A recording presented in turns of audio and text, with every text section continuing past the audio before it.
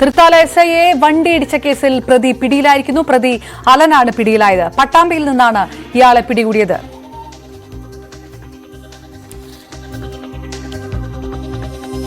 രാത്രികാല പരിശോധനയ്ക്കിടെയാണ് പോലീസുകാരനെ വാഹനം ഇടിച്ച് തെറിപ്പിച്ച ശേഷം പ്രതി കാറുമായി പോയത്. ആ CCTV ദൃശ്യങ്ങളാണ് ന്യൂസ് 8 ലഭിച്ചിരുന്നത്. ഞാങ്ങാട്ടിരി സ്വദേശി അഭിലാഷിന്റെ ഉടമസ്ഥതയിലുള്ള കാറാണ് പോലീസുകാരനെ ഇടിച്ചിട്ടത്.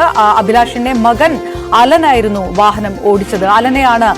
അലനാണ് പിടിയിലായിരിക്കുന്നത്. അപകടത്തിൽ പരിക്കേറ്റ തൃത്താല പോലീസ് സ്റ്റേഷനിലെ ഗ്രേഡ് SI ശശികുമാർ ഇപ്പോൾ കുന്നംകുളത്തെ സ്വകാര്യ ആശുപത്രിയിൽ പ്രവേശിപ്പിച്ചിരിക്കുകയാണ്. പരിക്കുകളുണ്ട്. പട്ടാമ്പിയിൽ നിന്നുകൂടിയാണ് പ്രതി അലൻ പിടിയിലായിരിക്കുന്നത്. വിനേഷ് കുമാർ ചേരുന്നു. വിനേഷ്, എപ്പോഴാണ് ഇയാൾ പിടിയിലായത്?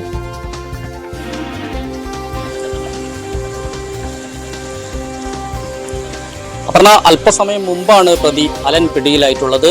വാഹന പരിശോധനയ്ക്കിടയിൽ തൃത്താലയിൽ വെച്ച് ആണ് ഇന്നലെ രാത്രിയിലാണ് SIയെ കാറിടിച്ച് വീഴ്ത്തി കൊല്ലാൻ ശ്രമിച്ചത്. ഈ സംഭവവുമായി ബന്ധപ്പെട്ടുകൊണ്ട് പ്രതിക്ക് വേണ്ടിയുള്ള തിരച്ചിൽ ഊർജിതമാക്കിക്കൊണ്ടിരിക്കുകയായിരുന്നു.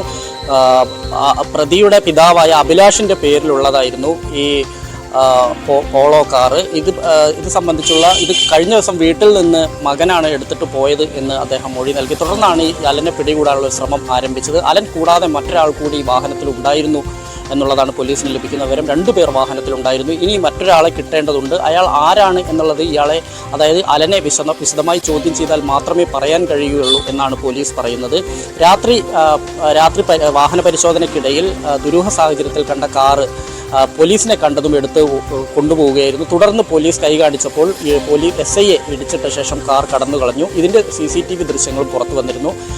എന്തായാലും പ്രതി ഉടൻ തന്നെ പിടിയിലാവും എന്ന് തന്നെ രാവിലെ മുതൽ തന്നെ പോലീസ് പറയുന്നുണ്ട്. അതുപോലെ തന്നെ സംഭവിച്ചു. പട്ടാമ്പിയിൽ വെച്ചാണ് പ്രതി പിടിയിലായിട്ടുള്ളത്. കാറ് വീട്ടിൽ നിന്ന് അല്പസമയം മുമ്പ് പോലീസ് കണ്ടെത്തിയിട്ടുണ്ട്.